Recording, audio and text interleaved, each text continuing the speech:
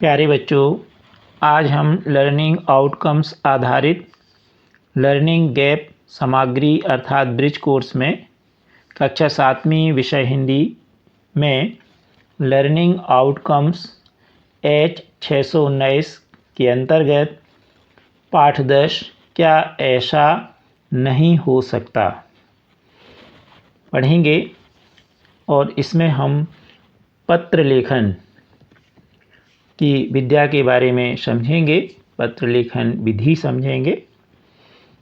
तो सबसे पहले देखें पाठ 10 क्या ऐसा नहीं हो सकता। यह एक मित्र को दूसरे मित्र के द्वारा लिखा गया एक पत्र है। मित्र, मैं जब भी तुम्हारे यहाँ आता हूँ तुम मेरा एक मेहमान की तरह स्वागत करते हो। यदि उस दिन तुम्हारे यहाँ शक्कर या घी नहीं होता तो तुम उसे मुझसे छिपाकर लाते हो। यदि उस दिन तुम्हारे बजट में गुंजाइश नहीं होती तो तुम किसी से मांग कर या उधार लेकर सारी व्यवस्था जुटाते हो।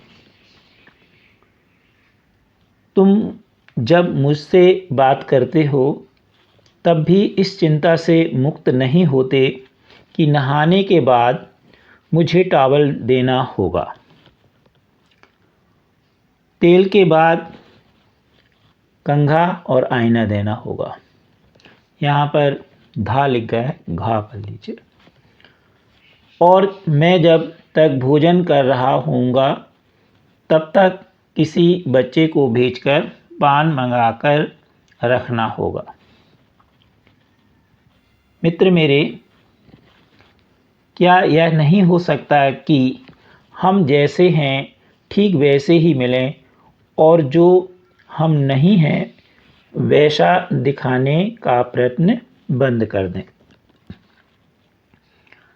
जैसी सूखी रोटी तुम खाते हो वैसी ही मुझे खिलाओ। जिस फटे टॉवल से तुम अपना शरीर पोंछते हो उसी से मुझे अपना शरीर पोंछने दो। चाय पीते समय जिस टूटे हुए कप को तुम मुझसे बदल लेते हो उसे मेरे पास ही रहने दो।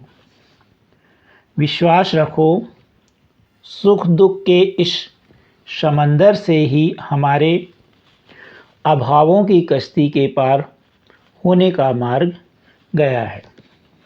तुम्हारा वही मैं जो तुम हो। तो यह एक मित्र का दूसरे मित्र के लिए पत्र है। वह उसके यहाँ गया होगा और उसने दूसरे दोस्त ने उसका मेहमान की तरह स्वागत किया होगा और वह परेशान हुआ होगा। तब ये पहला मित्र अपने घर जा कर के और इस दूसरे मित्र को इस तरह से पत्र के माध्यम से उसे अवगत कराता है। अध्याय। अब ये जो अभ्यास है एक, इसमें पत्र के अंग। सामान्य रूप से पत्र के 5 अंग होते हैं। यह आप अच्छी तरह से जानते हैं। आप कौन सा अंग कहाँ लिखा जाता है यह बताइए। सबसे पहले लिखा है पत्र लेखन का पता एवं दिनांक। तो आप जानते हैं संबोधन अभिवादन पत्र के बाद बाईं ओर भेजने वाले के पते के नीचे दिनांक लिखते हैं, यानी जिसने पत्र लिखा है भेजा है। संबोधन एवं अभिवादन दूसरा भाग है इसका। तो पत्र में संबोधन एवं अभिवादन पत्र में शुरू में ही बाईं ओर लिखते हैं। तीसरा है विषय वस्तु। पत्र लेखन में विषय वस्तु बीच में लिखी जाती है, जिसके संबंध में आपने पत्र लिखा है, जिस कारण पत्र लिखा। चौथा अभिनिवेदन व हस्ताक्षर। पत्र में अभिनिवेदन व हस्ताक्षर पत्र के दाएं ओर नीचे लिखते हैं। अंतिम है 5वां पत्र पाने वाले का पूर्ण पता, जिसको आपने पत्र भेजा है। यह पत्र पाने वाले का जो पता है वह पोस्ट कार्ड, अंतर्देशीय या लिफाफे जिसके द्वारा आप उसे यह संदेश भेज रहे हो तो उसके ऊपर भेजने वाले का पूरा पूरा पता लिखते हैं और साथ ही जहां आप भेज रहे जिस ज़िले में या जिस स्थान पर उसका पिन कोड भी लिख देना चाहिए। अब देखेंगे हम अभ्यास 2। आप अच्छी तरह जानते हैं पत्र 2 प्रकार के होते हैं। अब आप यह लिखकर बताइए कि किसको कौन से प्रकार का पत्र लिखा जाएगा। तो अपने माता पिता, भाई बहन, दोस्त, सगे संबंधियों को जो हम लिखते हैं वो अनौपचारिक पत्र हैं, उसमें वास्तविकता लिखी जाती है। और हम किसी को आवेदन, चाहे प्रधान अध्यापक हो या जिलाधीश महोदय हो, जो भी जिस समस्या से संबंधित, तो जब शासकीय पत्र लिखते हैं उन्हें हम औपचारिक पत्र कहते हैं। तो माता पिता को होगा अनौपचारिक, प्रधान अध्यापक को औपचारिक, जिलाधीश को औपचारिक, सरपंच को औपचारिक, मित्र या भाई को अनौपचारिक और नगर पालिका अध्यक्ष को औपचारिक।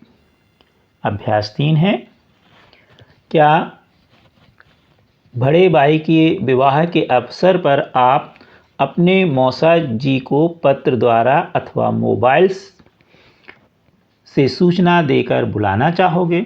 लिखिए और क्यों। क्योंकि आज आप जानते हैं वर्तमान में मोबाइल बहुत अधिक चल गया है और अब पत्र की जगह मोबाइल में मैसेज भेजे जाने लगे हैं और मैसेज जैसे ही हम किसी को भेजते हैं वो तत्काल पहुंच जाता है। पत्र को भेजने में 1 दिन 2 दिन लग सकता है दूरी के अनुसार। तो यहाँ पर है बड़े भाई के विवाह के अवसर पर हम अपने मौसा जी को मोबाइल द्वारा बुलाना चाहेंगे। और क्यों बुलाना चाहेंगे? क्योंकि इससे तत्काल या कुछ कम समय में संदेश वहाँ तक पहुँच जाता है। तो इसमें तो लगभग तत्काल ही पहुँच जाता है। अब देखें हम अभ्यास 4। आप अपनी बड़ी बहन को पत्र लिखकर अपने अध्ययन के बारे में बताइए। मान लीजिए आप अपने घर से दूर किसी छात्रावास में रहते हैं और पढ़ रहे हैं। उस दौरान आपको घर पत्र लिख करके बताना है अपनी पढ़ाई के बारे में। तो सबसे पहले जहां आप रहते हैं उस स्थान का नाम, यहाँ हमने दमोह लिख दिया। फिर दिनांक, जिस दिनांक को आप पत्र लिख रहे हैं 15 अक्टूबर 22। अब संबोधन, क्योंकि दीदी को लिख रहे हो तो आप प्रिय दीदी, पूजनीय दीदी भी लिख सकते हो, आप आदरणीय दीदी भी लिख सकते हो। तो प्रिय दीदी। अब प्रणाम, यहाँ प्रणाम भी लिख सकते हैं आप, चरण स्पर्श भी लिख सकते हैं। अब पत्र शुरू होगा। आशा करता हूँ कि आप व मम्मी पापा ठीक होंगे। मैं यहाँ छात्रावास में कुशल मंगल से हूँ।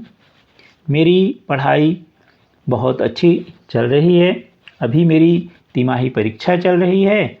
आज तक के सभी विषयों के प्रश्न पत्र के हल बहुत अच्छे जा रहे हैं।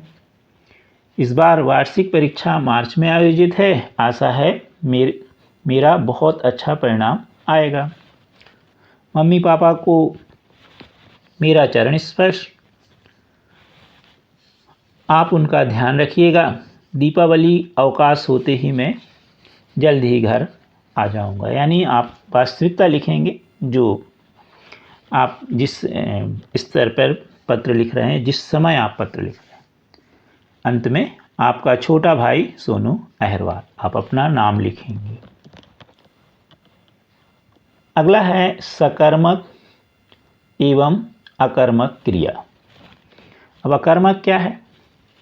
वाक्य में जिस क्रिया को कर्म की आवश्यकता नहीं होती वह अकर्मक क्रिया कहलाती है। जैसे हंसता है, इसमें हंसना अकर्मक है क्योंकि इसमें कोई कर्म की आवश्यकता नहीं है। सकर्मक, जिस क्रिया का फल कर्म पर पड़ता है, काम कर रहे उस पर पड़ता है, जिसका प्रयोग में कर्म की अनिवार्यता बनी रहती है, वह सकर्मक है। जैसे सीता पत्र लिखती है, लिखने का काम कर रही है और किस पर?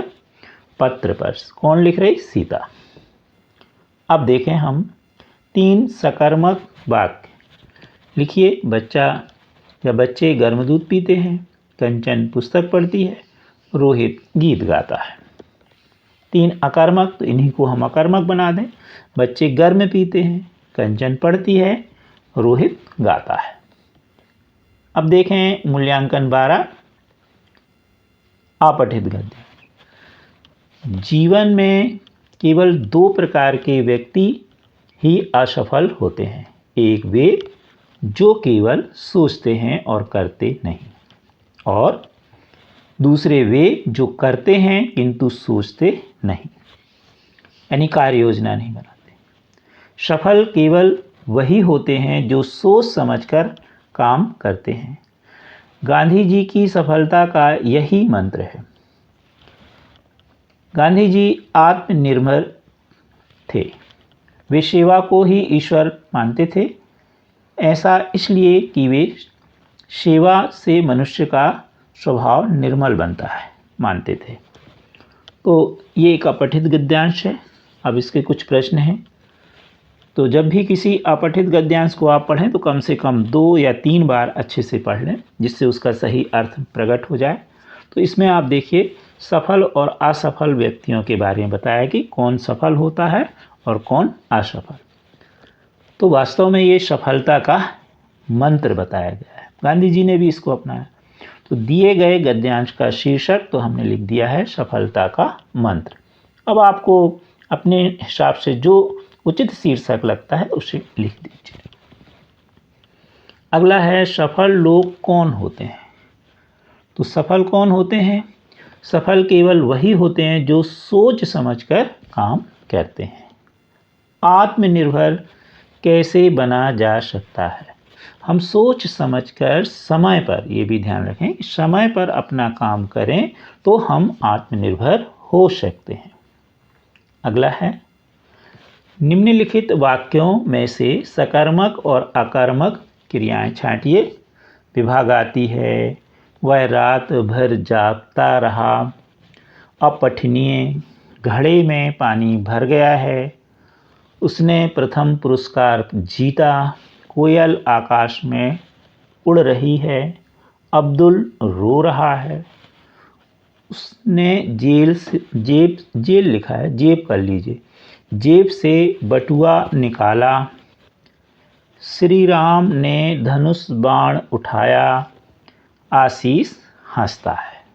अब देखें इसमें से छांटें सकर्मक और अकर्मक। तो सकर्मक होंगे घड़े में पानी भर गया है, उसने प्रथम पुरस्कार जीता, उसने जेब से बटुआ निकाला, श्री राम ने धनुष बाण उठाया। अब अकर्मक क्या होंगे?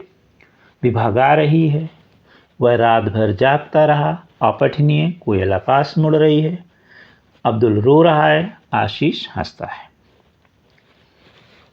आप हमारे चैनल को शेयर सब्सक्राइब अवश्य कीजिए। Thank you.